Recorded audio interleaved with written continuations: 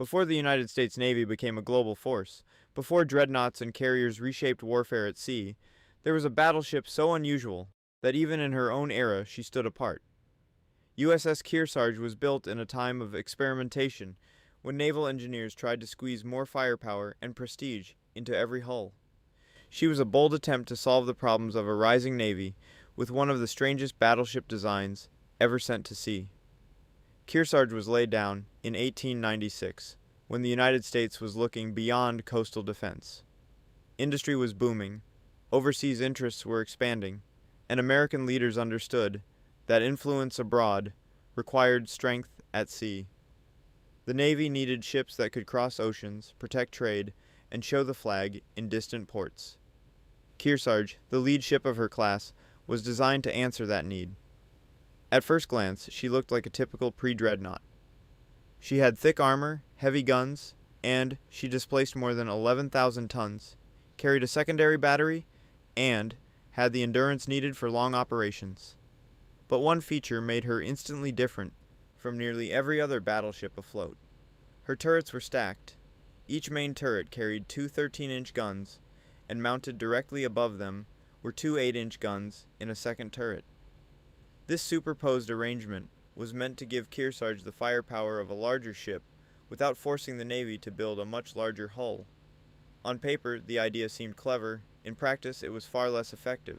Firing the upper guns created blast effects that interfered with the lower guns and made accurate shooting more difficult. The concept was innovative, but awkward, and it never became the standard its designers hoped it would. Even so, Kearsarge showed how willing navies were to experiment during this era of rapid change. She entered service as the United States was stepping onto the world stage. After the Spanish-American War, naval power became central to American strategy. Battleships were not only weapons, they were symbols. Every exercise, port visit, and diplomatic appearance helped announce that the United States intended to be taken seriously as a world power. Kearsarge served in the Atlantic and Caribbean, taking part in maneuvers, training cruises, and missions meant to display American presence. She was part of a navy learning how to operate farther from home and think on a global scale. Her most famous chapter came with the Great White Fleet. In 1907, President Theodore Roosevelt sent a powerful force of American battleships around the world to demonstrate U.S. naval reach. Painted white and sailing in formation, the fleet visited major ports across the globe and sent an unmistakable message: America had arrived. Kearsarge was part of that historic deployment. For her crew, the voyage was a test of endurance, discipline, and logistics. For foreign observers, it was a display of industrial strength and national ambition. The cruise proved that the United States could send a battle fleet across the world and sustain it far from home waters. But even while Kearsarge was helping showcase American power, naval technology was moving on. In 1906, Britain launched HMS Dreadnought, a ship so advanced that it changed battleship design almost overnight. Dreadnought made earlier ships look outdated, and Kearsarge was suddenly part of the old generation.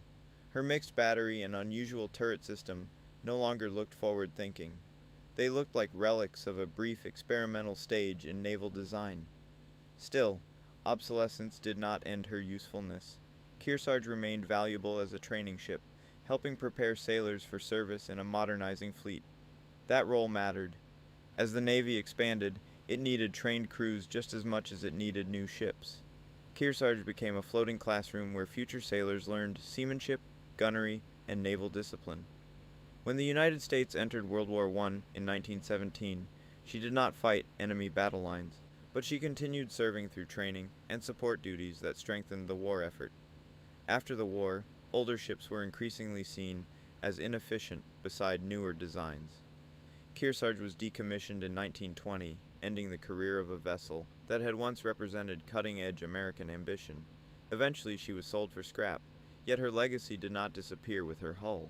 Kearsarge represents a transitional moment in naval history, when engineers were still testing ideas, and the United States was still defining what kind of navy it wanted to build.